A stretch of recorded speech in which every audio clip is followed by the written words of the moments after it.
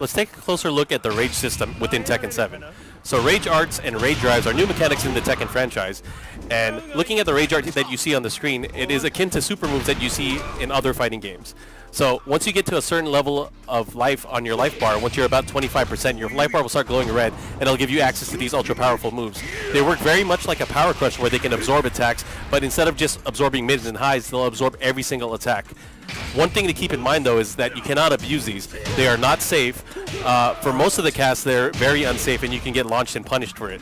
There are some exceptions to this rule, of course, and another thing you need to reconsider is when using them, especially within combos, they scale a lot.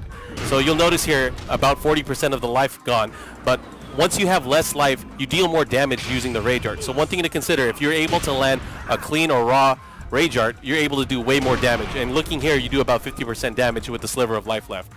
Now, looking at the Rage Drive, there are a number of ways to take a look at it. It's much more tactical. It gives you access to combos that you might not normally have unless you have Rage equipped. One of the great things about them is it gives you access to combos that you're not able to do normally, and they can really turn the tide in your favor if you know you're going to land a hit. They often put you in advantageous situations as well, so if you even have it blocked, sometimes you'll have an access to a 50-50 mix-up that can overwhelm your opponent.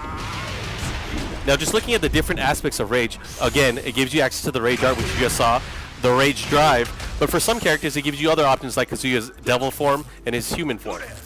Now, the key to victory here is knowing what your opponent's going to be doing and reacting to that.